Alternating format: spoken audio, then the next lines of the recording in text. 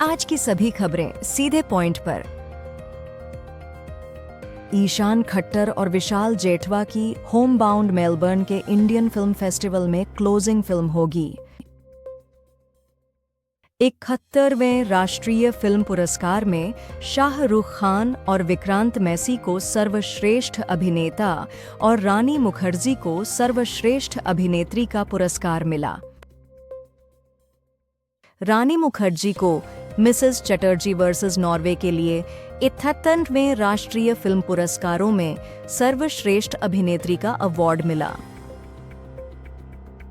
Rocky और रानी की प्रेम कहानी ने 71वें राष्ट्रीय फिल्म पुरस्कारों में सफलता पाई, जिसमें रणवीर और आलिया के साथ पारंपरिक बॉलीवुड और आधुनिक कहानी का मिश्रण था।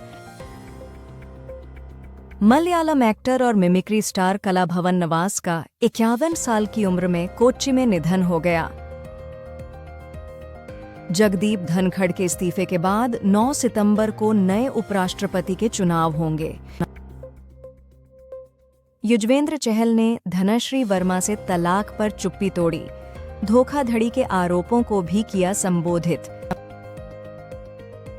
हैदराबाद पुलिस ने ऑपरेशन मुस्कान एकर्स के तहत 1246 बच्चों को बचाया। लेफ्टिनेंट जनरल पुष्पेंद्र सिंह भारतीय थल सेना के नए vice chief of army staff बने हैं। एनएसडीएल आईपीओ अंतिम दिन 15 गुना से ज्यादा सब्सक्राइब हुआ, जिसमें एनआईआई ने सबसे ज्यादा बोली लगाई। विक्रांत मैसी ने 12वीं फेल के लिए अपना राष्ट्रीय पुरस्कार समाज के वंचित लोगों को समर्पित किया। विक्रांत मैसी ने 12वीं फेल के लिए बेस्ट एक्टर नेशनल अवार्ड जीतने पर कहा कि यह एक ड्रीम कम ट्रू है और एसआरके के साथ सम्मान पाकर गर्व महसूस कर रहे हैं। डायमंड हार्बर एफसी ने क्लेटन सिल्वा के 4 गोल की बदौलत बीएसएफ एफसी को 8 अंक से हराया। अंतरिक्ष यात्री शुभांशु शुक्ला ने पृथ्वी पर लौटने के बाद मोबाइल को भारी महसूस करने और लैपटॉप को हवा में तैरने की उम्मीद में गिरा देने के अपने अनुभव को साझा किया। मोहम्मद सिराज ने अपने जोरदार प्रदर्शन से दिल जीत लिया। जुलाई 2025 में टाटा मोटर्स की ईवी बिक्री रिकॉर्ड हाई पर पहुंची, लेकिन कुल पैसेंजर व्हीकल बिक्री घटी। जनवरी 2025 से जुलाई 2025 तक केन 703 भारतीय अमेरिका से निर्वासित हुए। भारतीय जहाजों का मनीला आगमन फिलीपींस के साथ समुद्री सहयोग को मजबूत करेगा। आयरलैंड में भारतीय दूतावास ने हाल के हमलों को देखते हुए भारतीय नागरिकों के लिए सुरक्षा सलाह जारी की है। सरकार ने निजी क्षेत्र के अनुसंधान और नवाचार को बढ़ावा देने के लिए 1 लाख करोड़ रुपए का आरडीआई फंड आवंटित किया है। खालिद जमील को भारतीय पुरुष फुटबॉल टीम का नया कोच नियुक्त किया गया है, जो 13 साल में यह पद संभालने वाले पहले भारतीय हैं। दिल्ली में अगले 3 दिन यानी शुक्रवार से रविवार तक हल्की से मध्यम बारिश और आंधी तूफान की संभावना है। ट्रंप ने तेल भंडार सौदे पर पाकिस्तान के टैरिफ को 1900% तक कम किया, जबकि भारत का 25% पर बना रहा। इस तिमाही एप्पल के आईफोन की भारत में बिकी डबल डिजिट बढ़ी और इस साल और भी स्टोर खुलेंगे।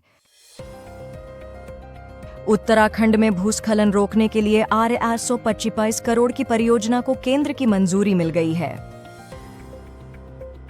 राहुल गांधी का आरोप, ईसी ने बीजेपी के लिए की वोट चोरी, उनके पास है एटम बॉम्ब जैसा सबूत।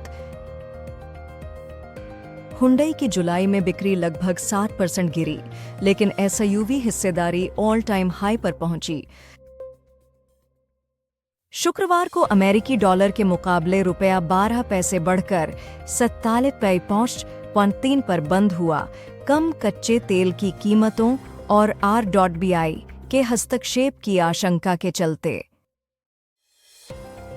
कानपुर के पास मुजफ्फरपुर साबरमती जन साधारण एक्सप्रेस के 2 डिब्बे पटरी से उतरे, कोई हताहत नहीं। गिस्लिन मैक्सवेल को टेक्सास की जेल में भेजा गया, सीबीएस न्यूज ने कंफर्म किया।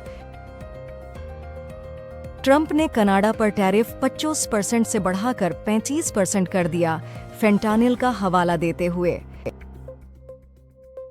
रूस से भारत का तेल खरीदना अमेरिका के लिए रिश्ते में चिढ़ का कारण बना हुआ है, यह कहा मार्को रूबियो ने।